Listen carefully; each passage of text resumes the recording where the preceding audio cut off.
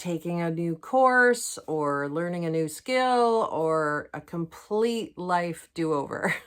And you don't always want to tell everyone about it, especially if you're not quite sure what you want to do. What is this new thing that you want to tackle as part of your midlife transformation?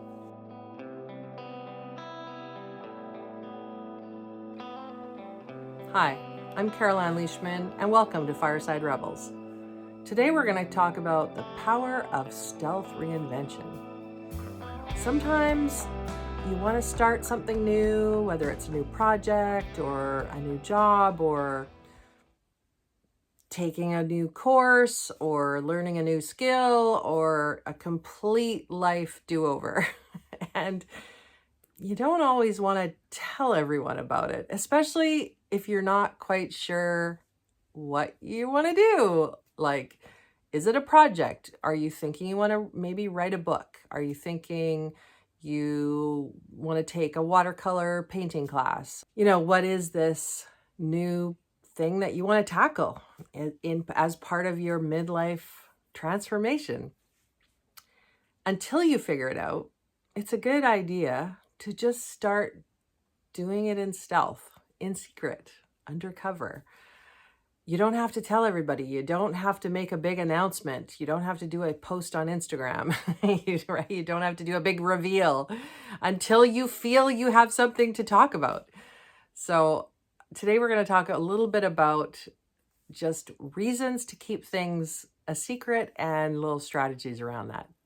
Sometimes keeping your new identity or your new project under the radar can be really good for your self-esteem, because you feel like you're being curious, you're exploring something new and it's exciting and it feels really good, but you don't yet have someone's voice in your ear sort of maybe knocking you down a bit, or someone saying, who do you think you are trying that or doing that? Or, oh my God, you'll never do that. I don't know if people in your life would say that to you, but I think sometimes our own voices say that to us in our heads. So if we just are doing it in secret and we're keeping things to ourselves, it's kind of fun too, because then we have our own little secret. And so we're like, I don't know, it can be kind of reinvigorating to have your own secret that you're working on, and you don't have to really tell anybody about it. And it can be kind of fun to be exploring that on your own, and can give you some resurgence in your life of something new that you're trying or exploring, and it just can give a little kick to your step. So definitely advise keeping things secret for a little while. So when I wrote my first novel, I absolutely kept it in total secret. It was completely stealth, completely under the radar. I didn't tell anybody to begin with. I just wasn't sure, am I going to be able to do this? How is this going to go? So I didn't tell anybody. I just decided I was laid off from my job of 22 years. And I had run for mayor, and I was not elected, which I'm thankful for now. But suddenly I was unemployed, and I was like, I just right away was like, this is a really good reset time. This is a really good time to take stock and figure out what's been missing in my life. What do I want to do with the next phase? And my adrenaline, I have to admit, I had been in an elected local government position for 8 years before I ran for mayor. And so my adrenaline was like super high. I was like hitting the ceiling on the adrenaline for a long time, and didn't really know how to let my adrenaline and my nervous system de-excite. So I didn't know how to slow down. It was Christmas. I just kind of kept going 100 miles an hour. And then I had like 2 weeks of Christmas break and just kind of love to just chill out over Christmas break, eat lots, drink lots, visit with friends and family and just have, good time. And so I had really good sort of downtime and reset for a couple weeks. And then I was like, now what am I going to do? And it kept coming up for me, like that writing has always been a part of my life in many different forms. And I'd always thought one day I'm going to write that novel. When is one day? I don't know when one day is, but we tend to just get so caught up in our day-to-day lives that we don't make time for the things that we're truly passionate about. And I came from a background of acting, theater, musical theater, directing, writing. I performing arts, dancing, singing, that's my whole life. That's been my whole life for decades. And even if it was, amateur theater, that's all I've done for most of my life. And when I didn't have that in my life during a period of time where I was local government elected official, it was like a big piece of me was missing. And I didn't realize how much I was missing all of my creative ways of, creative outlets and just be, So I had this 2-week break after being laid off. And I suddenly, what kept coming, I believe I made some lists because I tend to make lists. So I started making some lists of like things that what might I want to do next for a job and for, activities and hobbies. And writing a novel kept coming up, and I started listening to different audiobooks and doing some online workshops around creative writing a novel, writing fiction, whatever, and listening to different successful authors talk about how, tips and tricks and how they got started and what they focused on. And what kept coming up, what I kept hearing is write what you would want to read if you were going to buy this novel. Like what's interesting to you. And I love stories about women kicking ass. I've always liked movies, TV shows, books, stories about women kicking ass and taking names. And so kicking butt, like spy movies and I've always loved mysteries and so I was like, okay, and I'm midlife, so I'm like, there's not enough stories about women in their midlife. Like, we don't just die, we don't just fall off the face of the earth at 50. What the fuck? Like, we're still here. So I was like, fuck it, I'm gonna write a novel about a woman who's very much like me. In the beginning of the novel, it sounds exactly like me. But she has this incredible adventure. She goes on, it's a sexy spy novel, and she goes on all this crazy. So as soon as I started to realize, as soon as I thought, oh, I could write a novel very similar about a woman very similar to me, and basically the sky's the limit because I'm writing the story, so I can say whatever I want. I got so excited. I just, it all started flowing and the ideas started coming. And so I started writing, and I wrote in total secrecy. So one of the strategies that I did was I identified who my inner circle was once I was ready to start telling people. And I only told a few of my close friends who I wanted, because I was so excited. I couldn't go for dinner and drinks with a friend and talk about it after I'd written a few chapters. I think I might have written like 7 chapters or something like that.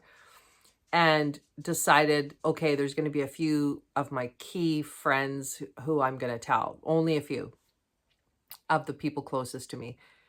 And so that was also a bit of accountability. So because I didn't want too many people to know, because I didn't want people pestering me about it or hounding me about it, or I wanted to write on my own terms, and I wanted to take on this project, yeah, on my own terms and not feel pressure from anyone, but wanted to be accountable to a few of my closest friends who were supportive of me and didn't tell me I was crazy. They just were super excited and they thought this was really cool. And they were like, oh yeah, it's not, it's not unusual that Carol Ann is now writing a novel, a sexy spy novel.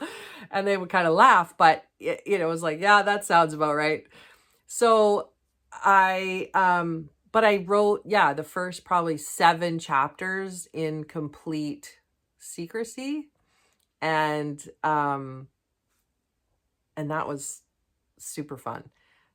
So figure out, like, just start, like, figure out what your direction you're going in, what your project is, but keep it completely secretive at first. Then you can figure out who the people in your life who you want to bring into your inner circle. Once you're ready to just tell a few people what you're working on, the people closest to you, figure out though who your energy radiators are, who those people are that will radiate energy back to you, and not, you don't want to let people in who are energy vampires, right? That are going to kind of suck your energy and sort of beat you down or make you doubt yourself. You don't want to bring those people in. Probably not until you even are completely done, I would say, your project, or, well established in your project or your new life, or whatever you're doing. But definitely the inner circle, yeah, figure out who those people are and then kind of have a plan on when you're going to bring those people in. And another good thing to do is have a bit of have some targets, have kind of a stealth project schedule of, making sure you're working on it. Like, I mean, depending on what it is, I think if you're taking on a new project or you're thinking about a new career, whether it's a full-time career or just a part-time thing, or a part-time thing, or a hobby or an activity, it depends what it is. But I feel for myself, if I'm doing something towards that goal or that project outcome, developing what that is every day, even if it's one little thing, like, even if it's research around, like, it might be watching YouTube videos, it might be doing research on the internet, looking up things, it might be asking AI for, point me in a direction. Where should I, gather some information? Can you give me some bullet points on where to start? Lots of sources of research and information. So if you're doing something every day towards that end, you'll feel like you're accomplishing something towards your new project or your new life or your new goal. So that feels good, and it builds a momentum that you need to have to sort of start yourself on this new trajectory. So yeah, a stealth project schedule where you make sure you carve out some time. I mean, if you are still working, you're working full time at a job and you're trying to take something on, like you want to write a book and you don't want to quit your job, fair, don't quit your job. Like, then you have to carve out some niche time. Like, you're going to write for 30 minutes first thing when you get up in the morning, or you're going to write at lunch hour, or you're going to shut down from work and you're going to write for an hour, even if it's an hour a day or whatever it is, whatever you can carve out, if you can kind of stick to that schedule. I tried to make sure with my writing that I wrote every day. And obviously there were some days I didn't get to write. And there were a couple of days where I just didn't have it. Like, I just felt really drained or just didn't feel creative that day. And on those days, I would go back and do a little bit of editing and just rereading some stuff that I had already written. But I would do a bit of character development. I would have a separate document that I had like plot stuff and character development notes and ideas for some of the character relationships and locations. There were some days that, like, earlier on, that I mean, my novel was started in Paris, but it does travel to other areas in Europe. So I and I have been to most of the areas that I traveled to in the novel, briefly, but Google Earth, man. Like if you haven't been there, just go to Google Earth. And I mean, you can find in YouTube, like you can almost feel now. It's crazy. Like I remember back in the day when you had to use the Encyclopedia Britannica to look up your information and the maps and the atlas, you know. It's bananas. You can basically find anything on the internet, and you can go into Google Street View and you can look out, check out this street and that street, and it's bananas. So some days I would do that kind of research. I would plot out the, you know, the trajectory of my journey, my character's journey in this spy journey. And so some days I was just doing research. If I didn't have that creative juice for whatever reason, some days I would just focus on other things. But I'm a psychotic editor. Like I am like psychotic about spelling and about editing myself to the point that is ridiculous. So one of my challenges for myself was not to edit much as I went. So like I said, the odd day, if I wasn't feeling creative enough to write anything, I would just go back and maybe just do a bit of editing. But I just told myself, and this is how I kind of got away from perfectionism and imposter syndrome, was I just told myself, this is my shitty first draft. I'm just going to write a shitty first draft. I'm just going to get shit down on the page and work it out later. And I watched a good video that talked about plot, like how to sort of plot out your story up front. And I think it was actually talking about screenplays, but there was a few good books and audiobooks and YouTube videos I watched on, you know, figuring out your plot points and all of that stuff. So I did try to make a bunch of notes on plotting out the story to a point, but my story really took a life of its own and started writing itself. And I did even have to I had to go back and change some of the plot points that I had that I had decided, because the story wrote itself. The characters took over in some respects and the story started to write itself. And I was like, okay, that's where we're going with the story. Okay, I didn't see that coming. It was crazy. So there was a little bit of both. There was some planning of the stuff, and then there was some flying by the seat of my pants, trying to follow where these characters were taking me on this journey, because it was crazy how that happened. So some days I would just try to do something towards the end goal, but not necessarily full-blown writing.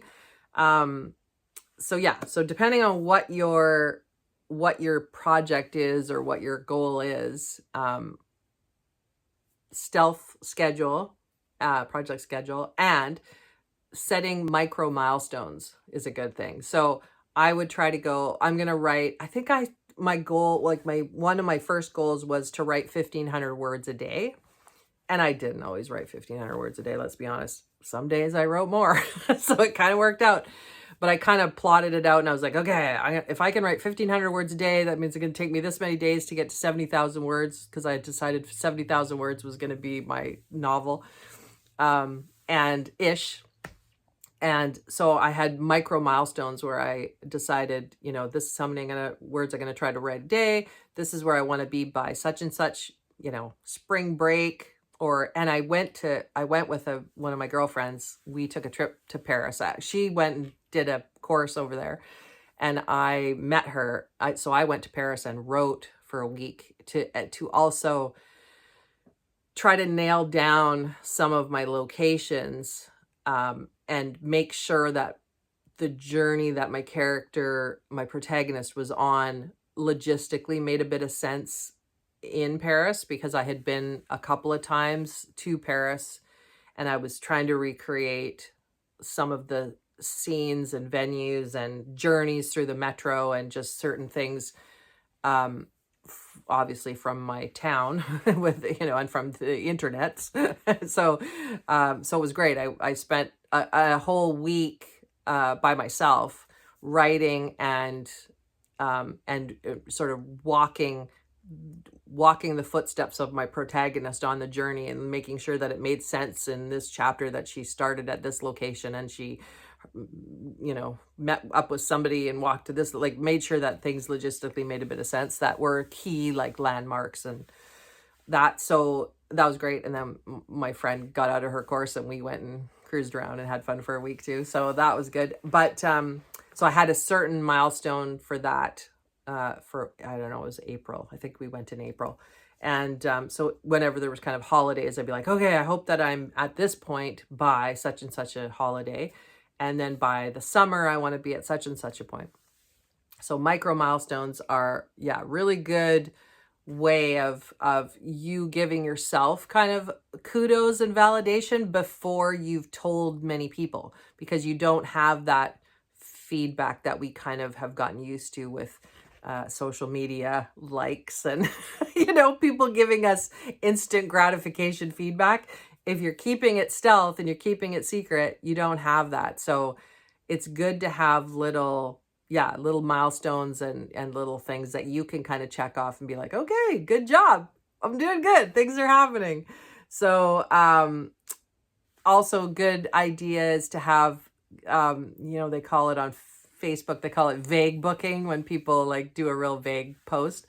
It is good for the people that you don't want to tell. It's good to have a pre-planned response when people say, like, if they can tell something's up with you and something's different, like you seem happier or you seem something's changed, or you were let go from your job and so they know that you're out of work and you're going to run into them somewhere and they're going to be like, what are you up to these days? You know, since you left the office, we haven't seen you.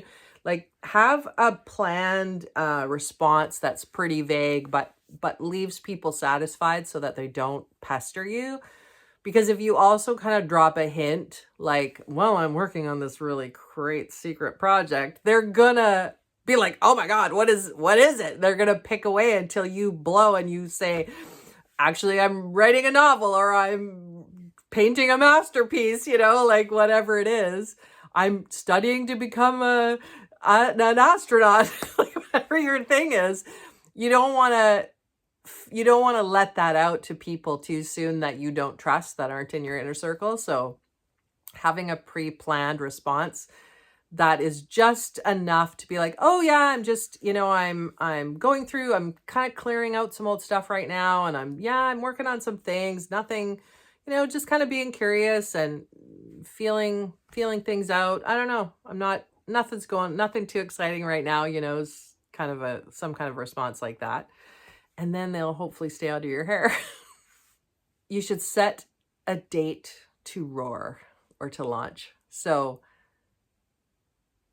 along with the micro milestones, you kind of want to set a date, an ultimate target date that has, you know, depending on the project, depending on the scope of it, depending what it is, depending on, I mean, are you getting retrained to start a different career? Are you like, there are going to be things that are sort of set that you have to follow likely, but set like a goal that it's like, I want to finish this course by such and such a date, especially if it's like an online course you're doing for some end, then, you know, there'll be a proposed, it should take you 3 months to do this program or whatever. So set a date that's reasonable and then add a bit of time to that.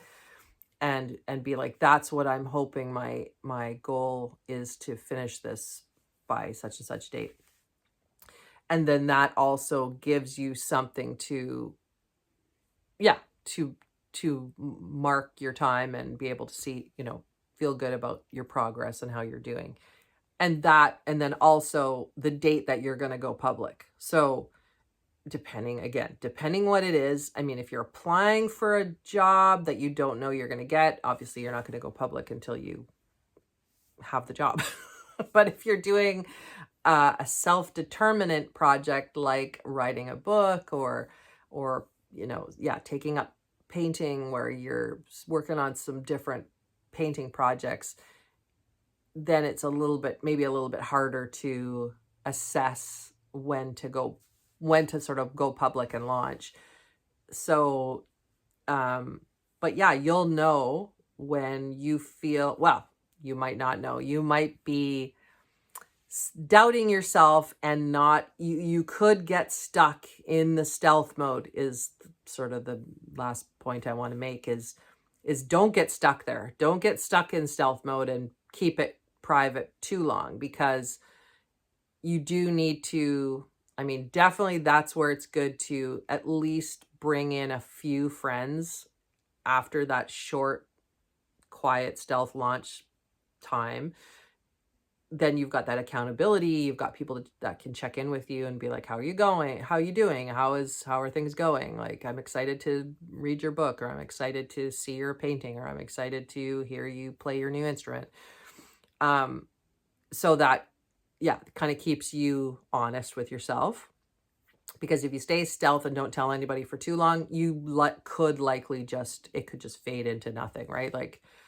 Like my bass guitar. I took up the bass guitar a few years ago, and yeah, I mean, it's just for me. So it's not like there's no end goal, really. It's just for me, for fun. So I haven't really improved much.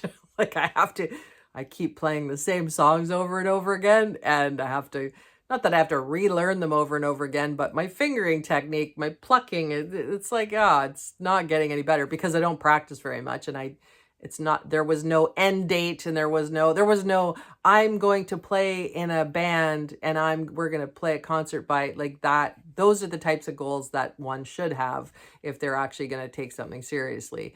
And I used to lead a women's, the Kit Kat Showgirlz women's cabaret dance troupe. And we used to just have so much fun dancing, like cabaret, and we used to like say burlesque, but it wasn't burlesque. We were like super tame. We were tame burlesque. We kind of like sometimes sexy outfits, but it was just super fun. We all just loved dancing, and most of the women in my troupe had never danced before in their lives. So it was kind of like no boundaries dancing. And I would just make the choreography accordingly, like just like so anybody can kind of follow along, and it didn't matter. Nothing mattered. It was like just have fun. But we found that if we didn't have a show that we were working towards, like a performance somewhere, and it would just be like a fundraiser or like opening of the film festival or some goofy performance that was for a good cause. They were never anything other than just fun. If we didn't have a performance that we were working towards, people would not show up to practice because they felt like it was for them. But it was really easy to be like, I had a glass of wine with dinner and now I don't feel like getting off the couch. That was like, so I'd be there sometimes and there'd be 3 of us, right? We'd be like, where is everybody? There's supposed to be 12 of us or 15 of us. Like sometimes we had quite a few in the group. And if we didn't have a production that we were working towards or a performance, it was really easy for the women to just go, I don't feel like it tonight, or I'm kind of sore and kind of tired, and I had a glass of wine and now I don't feel like it. Because there was no goal, there was no like reason to kind of do that. So I decided after a while, okay, we just always have to have a performance in mind that we're working towards. So we wouldn't get together, we would take big breaks, periods of time where we didn't get together. And then we would be like, okay, there's usually like so many weeks or few months that we're going to rehearse this number and this number and this number. And we're going to perform at this cabaret fundraiser on such and such a date. And it was always doable. Yeah. Then everybody came out because there was an end date. And then it was like, so we're practicing in secret. It's kind of the same concept. We're all practicing in secret and it's all stealth. And we're the only ones that know about it. Maybe some boyfriends or husbands or partners. And then suddenly we come out at the performance and people that didn't know that they'd be like, oh my God, there's so-and-so. There's my dental hygienist, or there's my, and so it was fun because it was literally like coming out to the community like, oh, this is what we do in our spare time. We're Kit Kat Showgirlz. Oh my God. It was so fun. I do miss that. So yeah, there is something to the idea of having an end goal and a sort of a public announcement of some sort. It doesn't have to be super public, but it is quite incredible to sort of come out, say out loud that you did this thing, or like, I wrote a novel, like, oh my God, I did it, and it's live and you can buy it. Like, it's pretty cool. And then just the feedback that you get from people to be like, oh my God, I'm so impressed. That's really cool that you did that. That's wow. Like, and it sort of inspires other people to think. I always hope it has a ripple effect, that other people will be inspired, and then they'll think, well, she did that. Maybe I could do something new and try something new. So I'm always encouraging of people to try something new and just go out on a limb and go for it. So stealth reinvention is a good idea, but don't stay stealth for too long. Eventually you got to come out and shine and fly. And so I hope that's been interesting, and I hope to see you next time. So let's ignite our second act.